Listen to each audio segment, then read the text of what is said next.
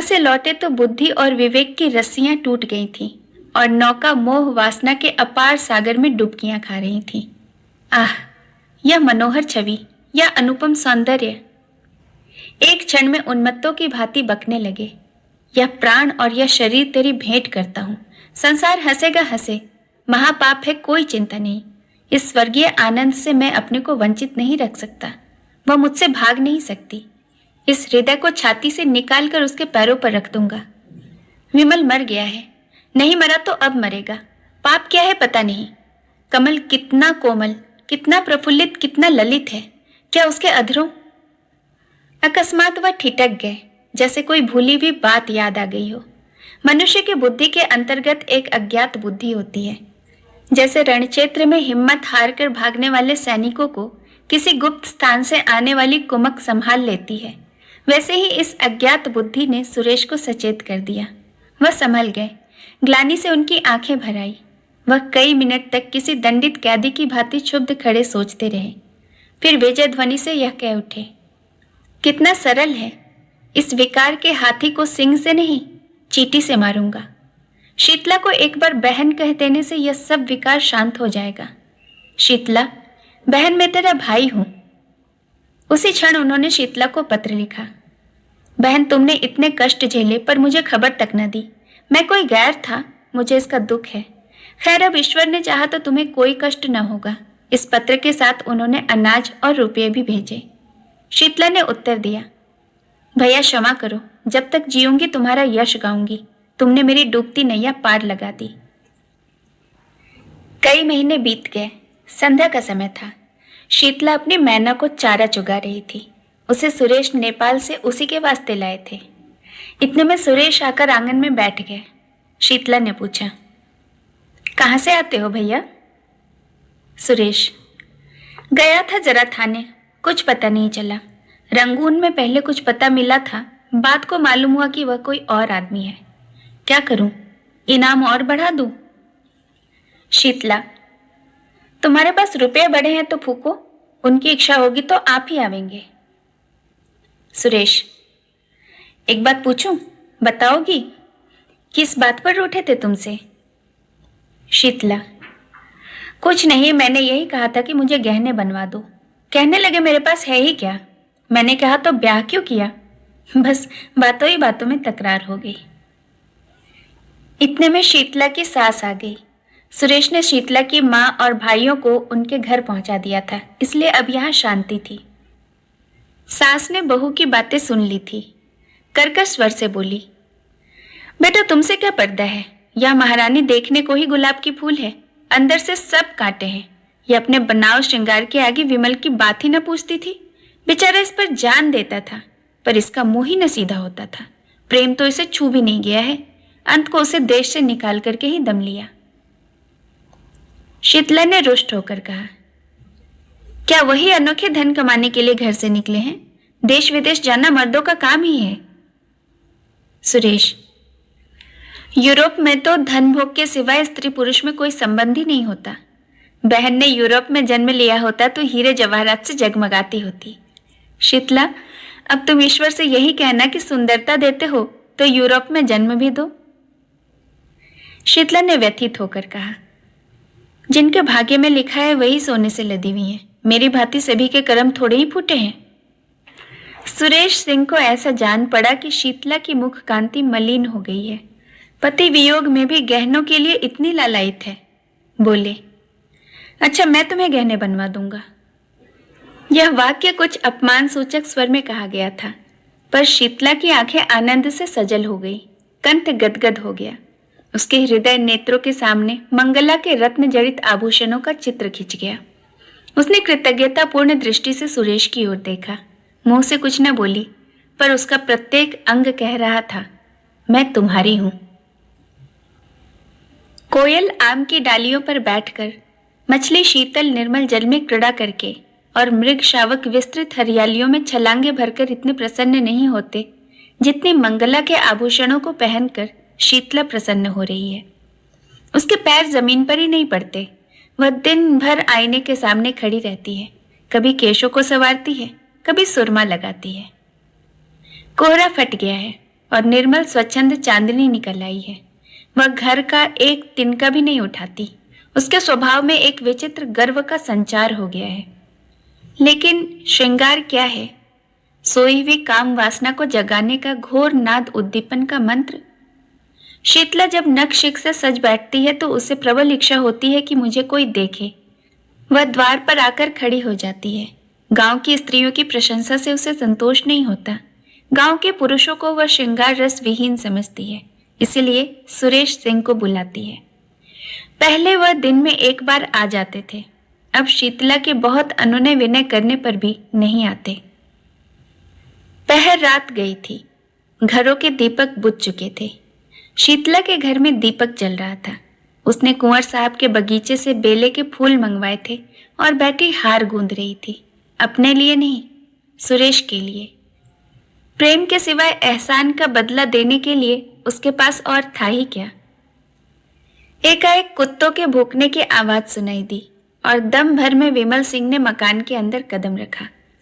उनके एक हाथ में संदूक था, दूसरे हाथ में एक गठरी। शरीर दुर्बल, कपड़े मैले, दाढ़ी के बाल बढ़े हुए, मुख पीला, जैसे कोई कैदी जेल से निकल कर आया हो। दीपक का प्रकाश देखकर वह शीतला के कमरे की तरफ चले। मैना पिंजड़े में तड़फड़ाने लगी। शीतला ने चौंक कर सिर उठाया, घबरा कर बोली, कौन? पर फिर पहचान गई। तुरंत फूलों को एक कपड़े से छिपा दिया, उठकर खड़ी हुई और सिर झुकाकर पूछा, इतनी जल्दी सूध ली? विमल ने कुछ जवाब न दिया। विस्मित हो होकर कभी शीतला को देखता, कभी घर को, मानो किसी नए संसार में पहुंच गया हो। यह वह अधखिला फूल न था जिसकी पंखुड़ियां अनुकूल जलवायु न पाकर सिमट गई थी। यह पूर्ण विकसित कुसुम था, ओस के जल कणों से जगमगाता और वायु के झोंकों से लहराता हुआ। विमल उसकी सुंदरता पर पहले भी मुग्ध था, पर यह ज्योति वह अग्निज्वाला थी जिससे हृदय में ताप और आंखों में जलन होती थी। ये आभूषण, ये वस्त्र या सजावट। उसके सिर में एक चक्कर सा आ गया, जमीन पर बैठ गया। इस सूर्यमुखी के सामने बैठते हुए उसे लज्जा भी आती थी। शीतला अभी तक स्तब्ध खड़ी थी। वह पानी लाने नहीं दौड़ी, उसने पति के चरण नहीं धोए, उसको पंखा तक नहीं झला। हतबुद्धि सी हो गई थी। उसने कल्पनाओं की कैसी सुरम्य वाटिका लगाई थी, उस पर तुषार पड़ गया। वास्तव में इस मलिन वदन अर्धनग्न पुरुष से उसे घृणा हो रही थी। यह घर का जमींदार विमल न था, वह मजदूर हो गया था। मोटा काम मुखाकृति पर असर डाले बिना नहीं रहता। मजदूर सुंदर वस्त्रों में भी मजदूर ही रहता है। सहसा विमल की मां चौंकी। शीतला के कमरे में आई तो विमल को देखते ही मातृ स्नेह से विवल होकर उसे छाती से लगा लिया। विमल ने उसके चरणों पर सिर रखा। उसकी आंखों से आंसू की गरम गरम बूंदें निकल रही थी। मां पुलकित हो रही थी, मुख से बात न निकलती थी। एक क्षण में विमल ने कहा, अम्मा। कंठ ध्वनि ने उसका आशय प्रकट कर दिया। मां ने प्रश्न समझकर कहा, नहीं बेटा, यह बात नहीं है। विमल, यह देखता क्या हूं? मां, स्वभाव ही ऐसा है, कोई क्या करे। विमल, सुरेश ने मेरा हुलिया क्यों लिखाया था? मां, तुम्हारी खोज करने के लिए। उन्होंने दया न की होती तो आज घर में किसी को जीता न पाते। विमल, बहुत अच्छा होता। शीतला ने ताने से कहा, अपनी ओर से तुमने सबको मार ही डाला था, फूलों की सेज नहीं बिछा गए थे। विमल, अब तो फूलों की ही सेज बिछी हुई देखता हूं। शीतला, तुम किसी के भाग्य के विधाता हो। विमल सिंह उठकर क्रोध से कांपता हुआ बोला, अम्मा मुझे यहां से ले चलो, मैं इस पिशाचिनी का मुंह नहीं देखना चाहता। मेरी आंखों में खून उतरता चला आता है। मैंने इस कुल कलंकिनी के लिए 3 साल तक जो कठिन तपस्या की है, उससे ईश्वर मिल जाता, पर इसे न पा सका। यह कहकर वह कमरे से निकल आया और मां के कमरे में लेट रहा। मां ने तुरंत उसका मुंह और हाथ पैर धुलाए। वह चूल्हा जलाकर पूरियां पकाने लगी, साथ साथ घर की विपत्ति कथा भी कहती जाती थी। विमल के हृदय में सुरेश के प्रति जो विरोधाग्नि प्रज्वलित हो रही थी, वह शांत हो गई, लेकिन हृदय दाह ने रक्त दाह का रूप धारण कर लिया। जोर का बुखार चढ़ाया। लंबी यात्रा की थकान और कष्ट तो था ही, बरसों से कठिन परिश्रम और तप के पश्चात यह मानसिक संताप और भी दुस्साह हो गया था। सारी रात वह अचेत पड़ा रहा। माँ बैठी पंखा झलती और रोती थी। दूसरे दिन भी वह बेहोश पड़ा रहा। शीतला उसके पास एक क्षण के लिए भी ना आई। इन्होंने मुझे कौन से सोने के कौर खिला दिए हैं जो इनकी धौंस सहूं? यहाँ तो जैसे कंता घर रहे वैसे रहे विदेश, किसी की फूटी कौड़ी नहीं जानती। बहुत ताव दिखाकर गए थे, क्या लाद कर लाए। संध्या के समय सुरेश को खबर मिली, तुरंत दौड़े हुए आए। आज 2 महीने के बाद उन्होंने इस घर में कदम रखा था। विमल ने आंखें खोली, पहचान गया। आंखों से आंसू बहने लगे। सुरेश के मुखारविंद पर दया की ज्योति झलक रही थी। विमल ने उसके बारे में जो अनुचित संदेह किया था, उसके लिए वह अपने आप को धिक्कार रहा था। शीतला ने जो ही सुना कि सुरेश सिंह आए हैं, तुरंत शीशे के सामने खड़ी हो गई। केश छिटका लिए और विपत की मूर्ति बनी हुई विमल के कमरे में आई। कहाँ तो विमल की आंखें बंद थी, मूर्छित सा पड़ा था। कहाँ शीतला के आते ही आंखें खुल गई। अग्निमय नेत्रों से उसकी ओर देखकर बोला, अभी आई है? आज के तीसरे दिन फिर से आना, कुंवर साहब से उस दिन फिर से भेंट हो जाएगी। शीतला उल्टे पांव चली गई। सुरेश पर मानो घड़ों पानी पड़ गया। मन में सोचा, कितना रूप लावण्य है, पर कितना विषाक्त। हृदय की जगह केवल श्रृंगार लालसा। आतंक बढ़ता गया। सुरेश ने डॉक्टर बुलवाए, पर मृत्युदेव ने किसी की न मानी। उनका हृदय पाषाण है, किसी भांति नहीं पसीजता। कोई अपना हृदय निकाल कर रख दे, आंसुओं की नदी बहा दे, पर उन्हें दया नहीं आती। बसे हुए घर को उजाड़ना, लहलहाती हुई खेती को सुखाना उनका काम है। और उनकी निर्दयता कितनी विनोदमय है। यह नित्य नए रूप बदलती है। कभी दामिनी बन जाते हैं तो कभी पुण्यमाला, कभी सिंह बन जाते हैं तो कभी सियार, कभी अग्नि के रूप में दिखाई देते हैं तो कभी जल के रूप में। तीसरे दिन पिछली रात को विमल की मानसिक पीड़ा और हृदय ताप का अंत हो गया। चोर दिन को कभी चोरी नहीं करता। यम के दूत प्रायः रात को ही सबकी नजर बचाकर आते हैं और प्राण रत्न को चुरा कर ले जाते हैं। आकाश के फूल मुरझाए हुए थे, वृक्ष समूह स्थिर थे, पर शोक में मग्न सिर झुकाए हुए थे। रात शोक का बाह्य रूप है। रात मृत्यु की क्रीड़ा क्षेत्र है। उसी समय विमल के घर से अंतर्नाद की ध्वनि सुनाई दी। वह नाद जिसे सुनने के लिए मृत्युदेव विकल रहते हैं। शीतला चौंक पड़ी और घबराई हुई मरणशैया की ओर चली। उसने मृतदेह पर निगाह डाली और भयभीत होकर एक पग पीछे हट गई। उसे जान पड़ा विमल सिंह उसकी ओर अत्यंत तीव्र दृष्टि से देख रहे हैं। बुझे हुए दीपक में उसे भयंकर ज्योति दिखाई पड़ी। वह मारे भय के वहां ठहर न सकी। द्वार से निकल ही रही थी कि सुरेश सिंह से भेंट हो गई। कातर स्वर में बोली, मुझे यहाँ डर लगता है। उसने चाहा कि रोती हुई इनके पैरों पर गिर पड़ूं, पर वह अलग हट गए। जब किसी पथिक को चलते चलते ज्ञात होता है कि मैं रास्ता भूल गया हूं, तो वह सीधे रास्ते पर आने के लिए बड़े वेग से चलता है। झुंझलाता है कि मैं इतना असावधान क्यों हो गया। सुरेश भी अब शांति मार्ग पर आने के लिए विकल हो गए।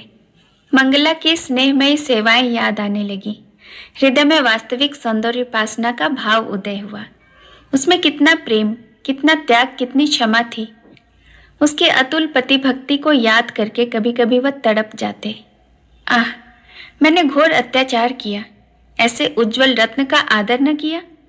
मैं यूं ही जड़वत पड़ा रहा और मेरे सामने से ही लक्ष्मी घर से निकल गई। मंगला ने चलते चलते शीतला से जो बातें कही वे उन्हें मालूम थी, पर उन बातों पर विश्वास न होता था। मंगला शांत प्रकृति की थी। वह इतनी उद्दंडता नहीं कर सकती। उसमें क्षमा थी। वह इतना विद्वेष नहीं कर सकती। उनका मन कहता था कि वह जीती है और कुशल से है। उसके मैके वालों को कई पत्र लिखे, पर वहां व्यंग और कटु वाक्यों के सिवाय और क्या रखा था। अंत को उन्होंने लिखा, अब उस रत्न की खोज में स्वयं जाता हूं।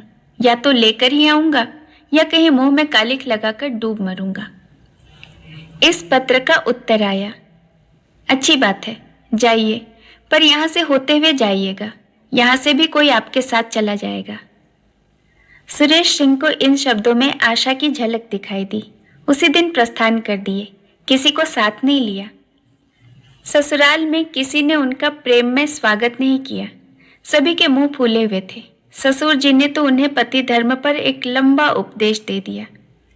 रात को जब वो भोजन करके लेटे तो छोटी साली आकर बैठ गई और मुस्कुराकर बोली, जीजा जी, कोई सुंदरी अपने रूपहीन पुरुष को छोड़ दे, उसका अपमान करे तो आप उसे क्या कहेंगे? सुरेश, कुटिला। साली, और ऐसे पुरुष को जो अपनी रूपहीना स्त्री को त्याग दे? सुरेश, पशु। साली, और जो पुरुष विद्वान हो? सुरेश, पिशाच। साली, तो मैं भागती हूं, मुझे तो आपसे डर लगता है। सुरेश, पिशाचों का प्रायश्चित भी तो स्वीकार हो सकता है। साली, शर्त यह है कि प्रायश्चित सच्चा हो।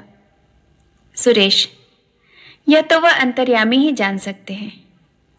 साली, सच्चा होगा तो उसका फल भी अवश्य मिलेगा, मगर दीदी को लेकर इधर से ही लौटिएगा। सुरेश की आशा नौका फिर डगमगाई।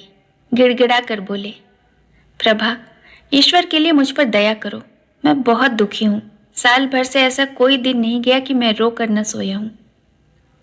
प्रभा ने उठकर कहा, अपने किए का क्या इलाज, जाती हूं, आराम कीजिए।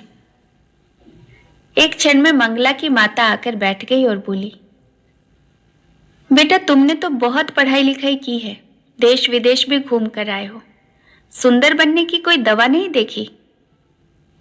सुरेश ने विनयपूर्वक कहा, माता जी, अब ईश्वर के लिए और लज्जित न कीजिए। माता, तुमने तो मेरी बेटी के प्राण ले लिए, मैं क्या तुम्हें लज्जित करने से भी गई? जी में तो था कि तुम्हें ऐसी ऐसी सुनाऊंगी कि तुम याद करोगे, मगर मेहमान हो, क्या जलाऊं, आराम करो। सुरेश आशा और भय की दशा में पड़े करवटे बदल रहे थे कि एकाएक द्वार पर से किसी ने धीरे से कहा, जाती क्यों नहीं, जागते तो हैं? किसी ने जवाब दिया, ला जाती है। सुरेश ने आवाज पहचान ली। प्यासे को पानी मिल गया। एक क्षण में मंगला उनके सम्मुख आई और सिर झुकाकर खड़ी हो गई। सुरेश को उसके मुख पर एक अनूठी छवि दिखाई दी, जैसे कोई रोगी स्वास्थ्य लाभ कर चुका हो। रूप वही था, पर आंखें और थी। कहानी सुनने के लिए आपका बहुत बहुत धन्यवाद। जल्द मिलूंगी एक नई कहानी के साथ। नमस्कार।